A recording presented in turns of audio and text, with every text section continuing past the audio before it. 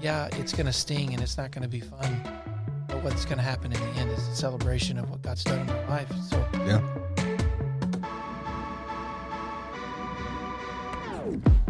Welcome to the D3 Discipleship Podcast, a podcast about the language and tools that help to create a culture of intentional discipleship in your church. We are excited that you're joining us today and hope that you enjoy what you hear. Well, hey, everybody. Welcome back to the D3 Discipleship Podcast. My name is Ray, and alongside me is my co-host, Katie Ketzner. And we have somebody else here today.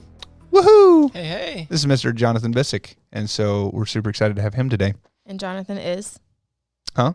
Jonathan is? Oh, we're going to introduce him, like who he is? Oh, Let's well, do you that. brought him up. We probably should. Yeah. No, so Jonathan is a couple things currently. So he is a resident here at New City Church, but then he's also a future church plant or a campus. What word am I looking for? Yeah. A campus of New City Church as well. New City Olathe. That's right. Is today November 1st? It is.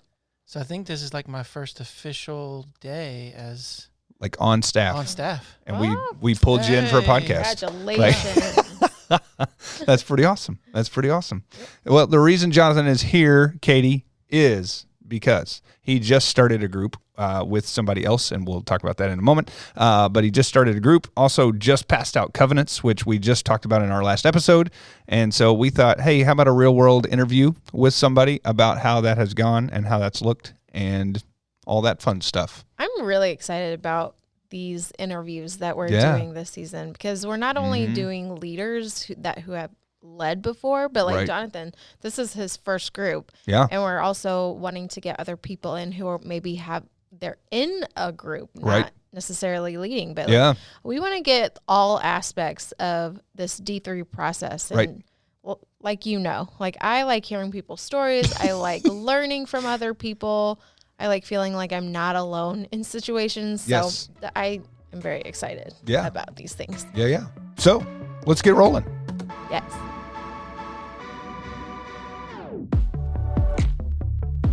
Okay. So, like Ray said, you just started recently. And when did you start? Yesterday would have been week 3. Okay. So Sweet. Ray said that you just started with the covenants. But before we get to that part, we Yeah. want to roll it all the way back. We Sure. want to All the way back. We want to know like your beginnings. So you did not come from New City originally. No, sir. Yeah. Oh, man. So coming into New City and hearing about our discipleship process and what that looks like, and then experiencing it yourself, what were some of your initial thoughts, feelings, reactions to it? Because we have a lot of network churches who aren't New City and aren't immersed in it daily as we are. So what were your thoughts on it coming into it? Well, at first I didn't even know what I was signing up for. Yeah. Right. Same. Right. I mean, I heard discipleship. I've got 20 years in the church, so everybody has a definition of what that is. So I thought, oh, this is stuff I've already done. No big deal. I can do this. Yeah. And then the covenant came out. Okay, wait, this is a little more intense. And then as we started kind of getting into stories and transformation, this got real serious really fast. Yeah. But then I was like, wow, I've never been a part of this. Yeah. Maybe I've never actually been discipled. And then what I've always wanted to see happen in churches, like churches say, yeah, we're a discipleship church. And all that means is they get in a group and hang out and fellowship, but they don't actually go deep or grow or anything. And so that was really cool. But what was happening, what I didn't know aside from that is like, how will other people do this? Because none of us, we were all, as residents, we had some relationship, but I don't know if we were fully people of peace. Like we hadn't spent a whole lot of life together or done anything that was really connective other than our assignment as a resident. And so I thought that might be a little bit interesting to see how it goes relationally. But I was also attending a city group, and the similar like vibe was in the city group. Mhm. Folks were connecting. They were getting into the word. And I was like, this is so not normal in what I've experienced. Right. And then I started kind of asking the questions, well, several of them been discipled. And that's why there was this atmosphere of a hunger for the word and a hunger like to grow. No one just wanted to talk to talk. Like it led to some type of transformation. So I was like, man, this is really good stuff. Yeah. So I was like feeling like maybe an answer to prayer. I finally have found something that's going to cause me to grow, but also as a church planner and future pastor, like Yeah. I'm going to be able to help people grow. So Yeah. It was really cool. So as you mentioned, you had ministry experience, right? When you came into New City, I did as well. And then they're telling me that I got to do this discipleship thing, right? And so like, what was your initial reaction when we're telling you, hey, we want you to go through this thing, especially if you're going to plan a New City campus, like we want this to be ingrained in you, like kind of, what was your initial response? Because my initial response was like, are you serious? Like, really? Come on now, but now, like you said, you experience it and you're like, whoa, okay, this is something different. So I don't know that I was like upset as much as I thought, well, I already know how to do that. So I'll just check the box. I think even when, so we do this assessment as part of church planning, and I had to describe what my discipleship plan would be. You were my planted I was person. I had no idea you were in charge of any discipleship. So you're asking me all these questions. I'm like, well, we're going to use the plan that New City uses. Right. So it wasn't like, oh, I hate this idea. It was just more like, oh, I just checked the box. I didn't realize then that it was going to be awesome. So sure. Yeah. Very cool. So you mentioned something about your group that you were in, that was specifically for residents, church planning residents, and that not necessarily everyone was probably a people of peace. We've talked about this before, and I kind of struggle with that. Like, okay, people of peace are, people who are willing to listen to you. Your words are big in their ears. They are hungry. Like, there are signs that you look for in a person of peace. But like with this group, which we say there are special groups, especially within like leadership here. How does that work when we just have people that need to be discipled? Like, how does people of peace work in that context? This might be a question for you, Ray. Okay. But I'm just probably just throwing that in because that's where I'm at now. Yeah. And so this was a conversation I had with my husband. I'm like, I get stuck on the people of peace thing because I know it's important, but then also I hear like some people have people of peace and their co-leader have people of peace and then they mesh. So their people of peace might not be your people. Yeah. It gets confusing to me. Sure. So in this situation. Yeah. That was something that I asked my husband. I was like, if we're called to be a discipling others, why does it matter? Like, if all these people just need it, like Jesus did. He just took the group and was like, let me teach you ways. Yeah. So I think there needs to be, I'll answer this first and then you can add anything you want to from the situation you were in. So from that standpoint, there needs to be some type of connection with that person. Like if you find a random somebody that you know nothing about, right? It's really going to be hard for you to build and have that relational equity that we talk about a lot. Like it's going to be really hard for you to have that when it gets hard. I think you could probably do stories with anybody. Like you can share your story and get that on that deep level there. But then when you get into the transformation and you're starting to press into their life, like if there's no connection there. So for their instance, the residents, their connection is, hey, most of them have ministry experience, number one, or they're looking to plant a church in the future. That's true. So their tie together is more not that deep relationship. It is a little bit more of like a season of life we're in. That's what's tying them together. Gotcha. And so for that group, it's like, well, you guys are residents. Some of you may plant a New City campus. We definitely want D3 ingrained in you if that's something you're going to do by experiencing it, not just by handing you the guidebook and going good luck. And so I think that's a healthy foundation for those guys as they're moving forward.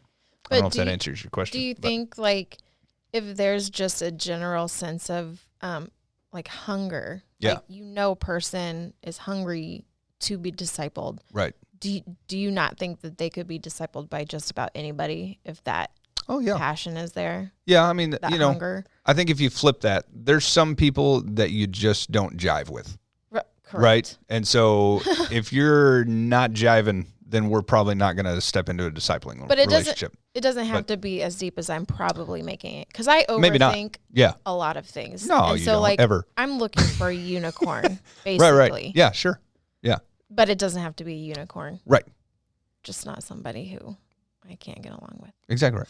Yeah. I didn't have any unicorns in my group. But, There you go. Yeah. I would say, so it was very easy to do stories. Yeah. Right? Everybody likes to tell their story. Mm-hmm. And I would say people of peace in the sense that they all had a connection to the leader. Yeah. But not to each other. Yeah. And so I think there was some dynamic there where there was some not trust with everyone. Yeah. I mean, we lost 2 out of our group Mm-hmm. because even with it being kind of, these are seasoned leaders, these are all Yeah. guys going a certain direction. And one of them was like, I'm not going to do D3 wherever I go, so I'm not. Yeah. I'm out. Yeah. So even with like that season of life didn't guarantee Mm-hmm. the people of peace. So I think there is something to, like for me, we were in a city group with several of the guys that are in the group that I'm a part of now. Yeah. So there was also time to build relationship with the people, not just, okay, they connect to me, but they also connect with each other. Because I think when you start getting a transformational part, if you don't have a connection with each other, then you don't get to speak into it. Like Sure. the leader can, and they're like, yeah, we trust them, Yeah. but we don't want to hear from you. Right. There you go. Yeah. So let's fast forward just a second. Maybe this will help. Like, as you were looking for people of peace in your group you're starting now, that's only 3-4 weeks old, how and what were you looking for? Like, how did that come about, I guess, would be the... Yeah, so we actually have 3 different types of people in our group. Yeah. We have a core group that came out of a city group. So my co-leader and I were in a city group together. Right. Stanton Cole. Yeah. He's probably been on the podcast. He has. Hey, He's like a godfather. Yeah. like the He's an godfather. OG, a D3 OG. Yeah. So, of course, it was a natural thing for me to want to have co-lead with him. Yeah. So we have a few guys. So we already had kind of relational piece there. Right. And then Stanton and I both had been approached individually by a couple guys that we had connected with. Yeah. And so we kind of walked that out for a few weeks. We met with them one-on-one. Yeah. Let them ask questions about D3, kind of talked a little bit more about what the group looked like, introduced them to each other, like us, so that there was kind of a crossover. And then we had, there was a group where most of the wives that are in this group were meeting. Okay. And so there was one husband kind of out there Yeah. who was hungry, kind of like what she was talking about, hungry. Yeah. And so they were like, would you take a chance on him? Mm-hmm. And so we add him to the group. And so far, dynamically, he fits. Yeah. So we kind of have this mesh of people of peace. Sure. Yeah. Yeah. Well, that's cool. Did that help? Maybe. Did it? I don't know. I am a slow processor, so I think I need to take it and still. Yeah. Just kind of do it. That's what I'm learning. Like, There I you just go. need to. Just roll with it. Yeah.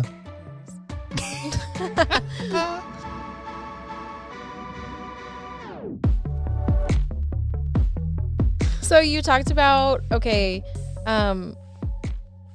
you were in a group. So how did you and Stanton come to lead? Was that from the city group? You guys were just in the city group and then you were like, hey, maybe we should lead? Or was there more to you and him connecting as leaders? Yeah. So part of the residency development is you're assigned kind of different, like couples are a little further along. Mm-hmm. So they were a couple we were assigned to hang out with, spend time with, and we just connected on life levels. And so we had that, and then we had the city group, and there was just kind of a connection. Like we kind of just vibed on the same stuff. And so when it came time, okay, for us to be deployed, you got to have a group, and I don't know how anybody leads alone. Like I think that's a dumb idea. Yeah. I know it's Hey, did gonna everybody change. hear that? That's a dumb We strongly idea. encourage you That's not right. to do that. That's Yeah, right. you're carrying way too much. Yeah. Plus, you don't have somebody else you can kind of bounce stuff off. Right. Because Stan and I talk offline Yeah. outside the group about what we're experiencing. What do you think about this going on with this one? Mm-hmm. And so it gives you, especially if you don't like something that's happened and you got a perspective and you're kind of stuck, Yeah. it helps you. So we just connected friend wise. Yeah. So there's kind of a relationship there. So I think it was a combination of those 3 things. Mm-hmm. It just made sense. And he's like you already said, he's the OG. I'm like, if I'm going to do this well Yeah. and replicate this in the future, Right. I want somebody next to me who knows what they're doing. Yeah. Yeah. Very cool. Okay, so you've gone 3 weeks. What did you say you already did stories? You just did stories. No, we have not done Okay. stories yet. So what have these 3 weeks looked like Yeah. so far? So we have one guy who has a work schedule issue, and so we've kind of given some grace to get him consistent with the group. So we've done a little more what's like city group. Yeah. So we've done a meal and relationship. Yep. So we can see how the other guys kind of interact with each other. Test the waters. Yeah, and we've got, I mean, the range of like vocation. Some of these guys are brilliant. Yeah. Like they're a chemical engineer and architect to Yeah. retired FedEx to me, a church planner. Yeah, sure. Like, and so it's kind of this mix relationally and ages. I think our youngest is in their early 20s and our oldest is in their 50s. So kind of just Awesome. how does that work? Yeah, real diverse group. Yeah. That's awesome. So I think we made a good move there. So we've spent a couple weeks just hanging out, Yeah, talking about just life and stuff Yeah. that doesn't matter, right. and then introduced the covenant. Yeah. Now we did what we did do is a one-on-one with each of them prior to the covenant, making sure they understood, hey, this is what you're about to get into. Yeah. Before we come together as a group, we want to let you ask all the questions, Right. that you, if you want to feel safe one-on-one versus Yeah. ask them in a group. Then when we got to the covenant, it was more, okay, ask the question, but now we're going to kind of test it as a group and see Yeah. how they respond to that. Yeah. Yeah. Because we talked about, setting those expectations early in the group and letting them ask questions, but that's another layer of Yeah. asking them ahead of time. Yeah. Because you're right, some people don't feel comfortable in the group setting asking these really personal questions. Right. Taking note. Yeah, take note. Yeah, one of the guys in my group wanted to sit down and kind of do that before. Like we had lunch, and he was asking just like, okay, if I'm coming to even like the hangout time, like what are you expecting from me beyond that, right? And so it's like, yeah, I can do this for a couple of weeks, but to bring them the clarity that this is going to be multiple months, it was like, oh, okay, yeah. So you're asking a lot here, but I think those one-on-one conversations give you that opportunity to like say, hey, look, this isn't like a 4-week city group. This is going to be multiple months that we're going to be spending together. Here's the expectation on the weekly, different things like that, especially for somebody who has like a work schedule or, they work in the evenings or whatever. Like, hey, we might have to, work around this or make this work for you. Or yeah. Yeah, we even had one of the guys that's in our group. He had been asked months ago Oh, yeah. to be in a discipleship group by a great leader. Mm-hmm. And he prayed about it, said, I don't think this group's for me. Yeah. And then I felt led to approach him. We met, did one-on-one. He's all in. Yeah. So it's just a timing, people of peace, relationship piece. Right. And, yeah. That's very So cool. you're giving them lots of opportunity to back out before you get into it. So once you're in it, these people who are in it are in it. You're in it. So Deep. you said, oh no, you had to leave your first group. Yeah. I thought okay. I was Nobody's like, like- how? That's Yeah. what I was like. You've I get- already had 2 people leave in the first 3 weeks. So how did that Yeah. happen? They're getting serious real quick. Well, Yeah. their one-on-ones scared them. That's right. They're That's right. done. So you said you have multiple guys. How many people do you have in your group? Just for a picture so of I'll that. have to count now. You have Stanton and I as the leaders, and then Yeah. you have No names. 1, 2, 3, 4, 5 guys. 5. Yep. Okay. So 7 total? Yep. Yeah. It's a pretty That's a great size group. substantial group. Yeah. That's perfect. Yeah. Awesome. Way to go. Yeah, we don't want to be bigger than that. We've had a couple Yeah. more want to be in. Or not. Right. Then it's hard because we are sharing a little bit between who's Yeah. kind of responsible for who. Uh-huh. Yeah. Gotcha. does that So mean? you two are kind of taking Yeah. So ownership. like we of- have a group text going, and there's constant needs that come up Right. individually with Yeah. the guys. So we're trying to share that rather than Mhm. one of us is just doing all the responding and Cool. the care. Oh, gotcha. Yeah. Yeah. That's awesome. I'm going to add to that. So group text is a great way to like connect with your group. Yeah. Right. We've had actually to take the past 2 Sundays we've had to take off because we meet on Sunday nights, which I don't recommend it, but because it Being on Sunday or interferes with taking off? meeting on Sunday nights. Oh, Like okay. it just interferes with church events and different things. And so last week we had a chili cook-off, so we didn't meet then. This week we had trunk or treat, so we didn't meet then. Now, I encourage my guys heavily to be involved in those, right? Like these are opportunities to serve. We're going to be there. We're going to do it. In fact, on the chili cook-off, we were the setup team. But like in that, we haven't met, but we are still using our group messaging as this opportunity to like send things back and forth. What are you reading? We had homework we gave because we knew we weren't meeting. So we gave homework like, hey, you got 2 weeks to do this. Hopefully you can accomplish it. And then we'll meet this Sunday. But the fun thing is that group message has got us continued like interaction and connection. So, and I don't know. I think most groups do that. I hope, but there may be some that don't. And then you're going 2 weeks without connecting, or maybe you just see each hard. other in the lobby. That's tough, right? Yeah. So good to hear that. Yeah. Way to go. Okay, so covenant questions. Covenant questions. Yeah. So you presented that to them. Yep. What did that look like? Like, did you Word guys for word? word for word? Yes. Good. That was good. That was Stanton's idea. We're Yep. gonna read this Mm-hmm. very non-dramatically, word for word. Yes. Yeah. No, that's Yeah. I think that's the way to do it. Like, that's how I would recommend doing it. Don't try to summarize the topics. Let's just hit it and read it. Yeah. And everybody had questions. Yeah. Even though we had already met with them. Right. Initially, one of the first questions was, I see this here. It says 6 months. And it sounded like they were going to say, Yes. like, that's a long time. But they were Yep. like, we can go longer than that, right? Like, they Yes. were so excited. Like, Right. that seems like too little of amount of time. So it's funny you say that, because we caught that last week when we were reading through it, and I've already edited it. So it's now 8 months. And then there's a couple other things that were edited as well. So I don't know if you want to, that may be confusing to bring them a new one and say, like, hey, this is the updated version. But Well, it says minimum of 6 months. Right? yeah, it says minimum So- of 6 months, and ideally, like, done some calculations and such. If in most groups, especially your size, so 7 people in a group, it should take about 8 months. Like, if you're doing everything kind of, I mean, if you had a checklist and you were just going through it, it would take that long. So, yeah, so that's one change. And then another one was somebody suggested actually that we add in the confidentiality part to that. I think it's that very first statement says something about being open, honest, and vulnerable. Oh, But then they said it says nothing about confidentiality in the group, of like not going and sharing this with everybody. yeah. And So we so, talked about that. And Yeah. we also used the kind of updated dynamic of Yeah. before us. If you say to us, hey, please don't tell my wife this, or don't tell Right. someone this, we're going to still ask you the question, why? yeah, Like, what is Yeah. it? So that we can get to what the real issue is. right. Not that we're trying to take your business and share it, but Yeah. we're going to dig into that. We're not going to just leave it there. Right. Yeah. Yeah. There are certain things we got to tap into, Yeah. confidentiality or not. Yeah. But Yeah. yeah. So word for word, and then everybody sign it, or did you have some people hesitate? So we actually or asked them not to sign it okay. immediately. We asked Yeah. them to take the week. Mm-hmm. Even though we had just read it, even though they got to ask a lot of questions, Right. soak on it, pray through it. Yeah. That's good. Because if we've done all this work to get them in, Right. let's make sure you know exactly what Yeah. you're doing. Yeah.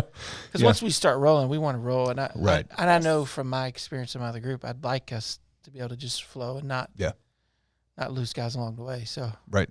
Mm-hmm. Right.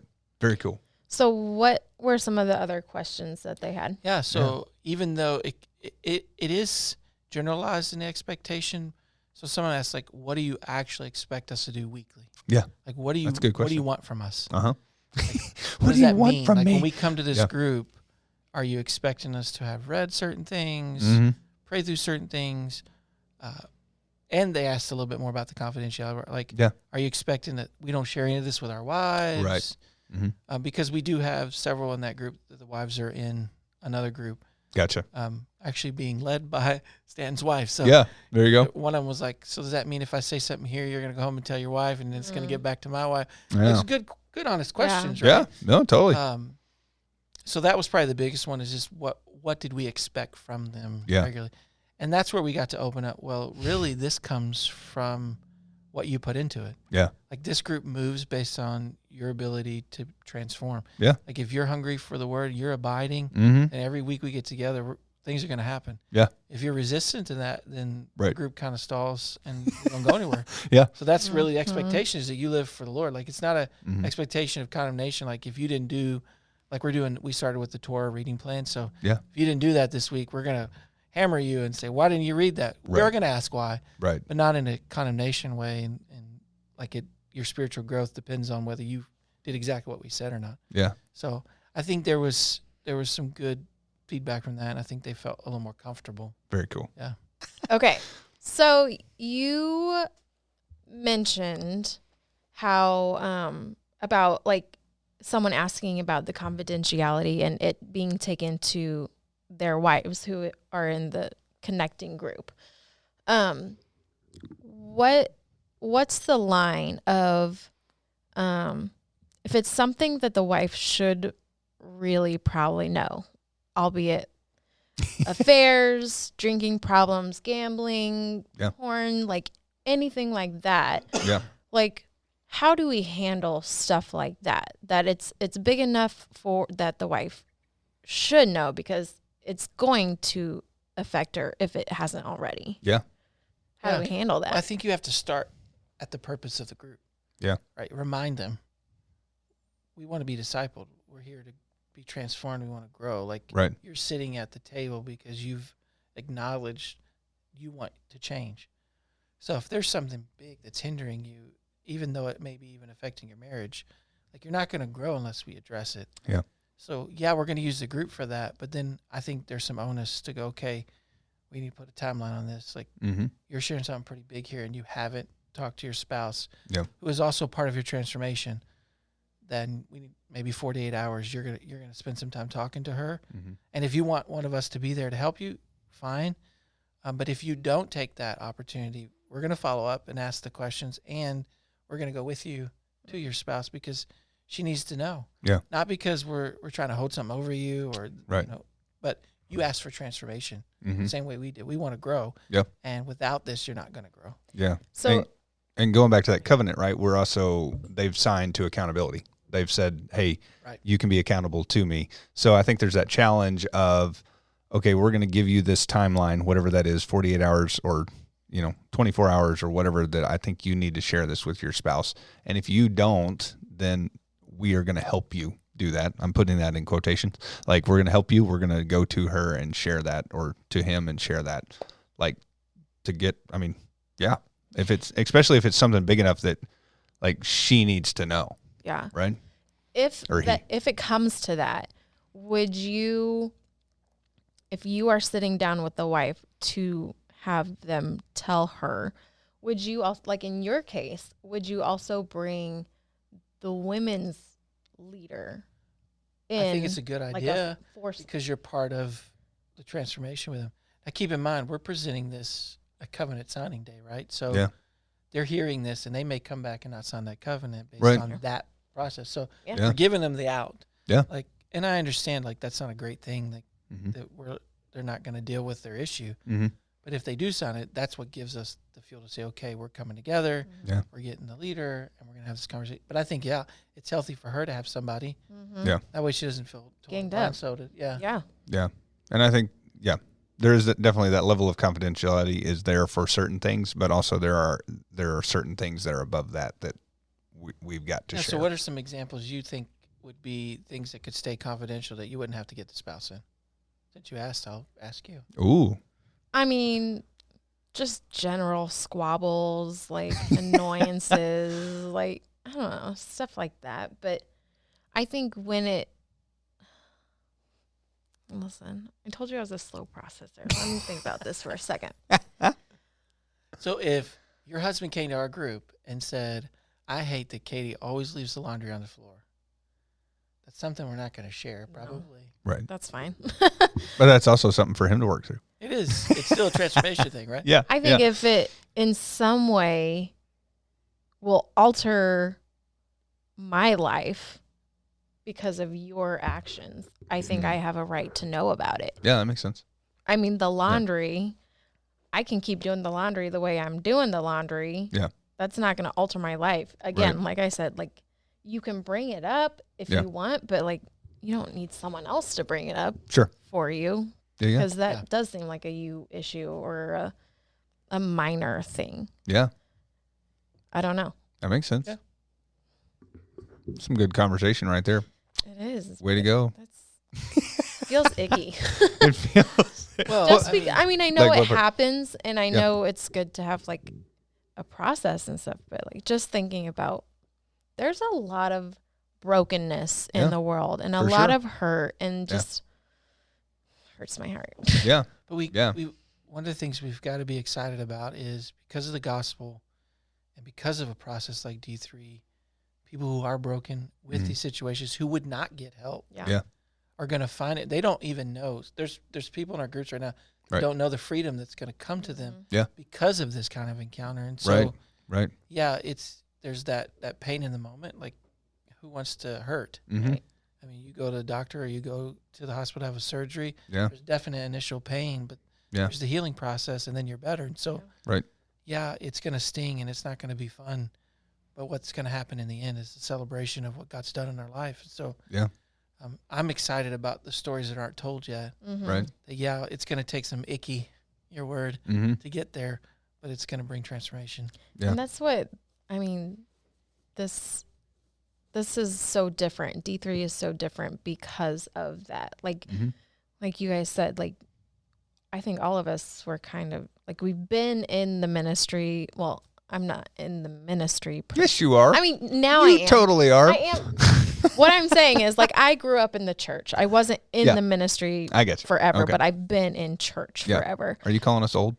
Kind of. I think she is, John. I'm She's calling us old. I'm not. All right. But, like, going to church, going to small groups, it is the hangout stuff. This is just so different because I went years and years and years doing that surface level Christianity stuff.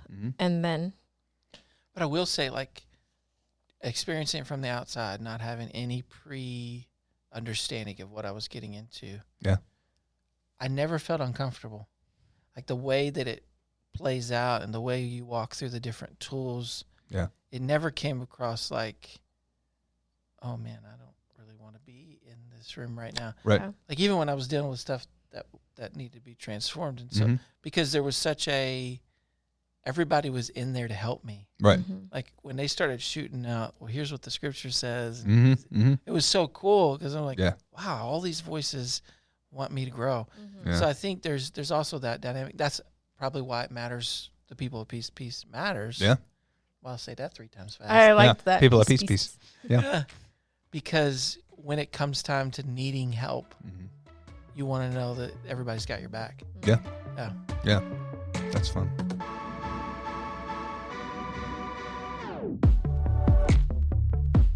So what are kind of your next steps for your group as far as the next couple weeks and when you're starting stories and different things like that? Like, what does that look like? So we should be starting stories in the next couple weeks. Yeah. We have experimented with something rather than being in one of our homes as the leaders. Yeah. We're using their homes. Oh, cool. So it's a little different. Yeah. Like, Yeah. Maybe a little less disarming for them too. So we just thought, well, let's try this and see. So that's working so far. Yeah. Of course, we haven't got like deep in. Sure. And we're doing the Torah reading plan. Yeah. So that's kind of helping create some framework. Yeah. For some spiritual conversation, because like I said, most of the conversation has been just kind of life and what's going on. Sure. This is at least giving us some framework to start talking through. Yeah. The scripture. And what I loved about it already was to kind of see where guys were at in the scriptures and their spiritual time. Yeah. You can already hear who's really digging in, who's hungry. Right. And I've kind of already been surprised at that and looking at. I would have thought that one over that one. Right. Yeah. It's very interesting. Yeah. Yep. Having it in their own homes, like, does their family then leave for that night, or like, how does this work? Keep in mind, we have the wives are in. Is it the same night? It's not on the same night, but they haven't been there, so I don't know what they've set something up. Or they're not there. Interesting. Jonathan just doesn't know. He's like, I show up and they're not there. They're not there. All right. Well, I don't know what took place to get them out of the house. Yeah. They're not there. Yeah. That's cool. So basically, you go to that person that say, "Hey, next week's your week to share. Like, can we do it at your house?" And then they make them disappear. And I think we're probably going to land on one of them being more of the central place. But yeah, I was about to say, are you going to trying to figure out too which place we like the most? Yeah, I was going to say, are you going to keep that rhythm, or is that going to be kind of a throughout the just whole through group? stories? Which Oh. I like that idea. That is definitely kind through of fun. stories because you're probably more comfortable with your story in your home. When you get to see their house, and hang out. All that. A little bit more behind their story. Unless they don't feel comfortable with that, then that would be a twist. It adds to the vulnerability. Like, yeah, I'm opening up my house to you. You see how I live. Yeah. Like, nothing is off limits. Right. Yeah. Uh-huh. I was going to ask this. Have you guys had the opportunity either in the conversations leading up to or at any point yet? And the answer can be no. Like, you're not, it's not a pass fail. I'm just asking. Have you walked them through the pathway yet? Like, have you showed them that as far as what that's going to look like? No. Okay. Cool. It's coming. Have you talked about any possible outs? Yes. We actually talked about 4 or 5 outs. Yeah. Wow. Everybody had an idea for an out. Oh, always. cool. Always. So we're going to have to hone it in a little bit. Are but these Cool. like I'm so? totally kidding. These outs that they're throwing out, are these like one-time things, or are these like, because we've mentioned having continuous? So I think the top three were to do a work with the homeless. Yeah. So that could be ongoing. Mm-hmm. One of the guys in our group, his wife runs a nursing home. Oh, cool. Yeah. That could be an ongoing. Mm-hmm. And then more recently, one that was introduced that I kind of leaned into, I kind of stole, was New City's looking to do more international outreach, even in our city. Yeah. So Yeah. finding a local restaurant that has international people running it, Right. and then becoming kind of regular, like creating part of our D group rhythm is to Yeah, go yeah. as a group to that restaurant. I love that Get to know idea them. because it So that one involves will be food. really I ongoing. know. And it's food. Like that's Yeah. so difficult for Right. you guys. Yeah. I love so I think all of those could be it. Mm-hmm. ongoing. Very That's cool. good. That's cool to have your juices brewing. Juices brewing. If you're just Okay. watching the audio on this, you need to go to YouTube and check out the video because No, you don't. That's totally What There's just right. hand happened? motions involved. That's right. Lots of hand motions and excitement. Thoughts for brewing? the What did I thoughts of say? brewing. Juices are brewing. Yeah, the The juices juice- are brewing. Okay. Yeah. I was thinking like thought juices, or I don't know where I was going with that. I really don't. Well, if they're brewing, things are going well. It's good. Yep. I don't know that I've ever had any thought juices, but Yeah. What is the saying? I know there's a saying of when you're thinking and it's thoughts brewing. thoughts brewing. Yeah. Is there anything with juices? We got Juices flowing. creative juices are flowing. Creative juices. There you go. There you go.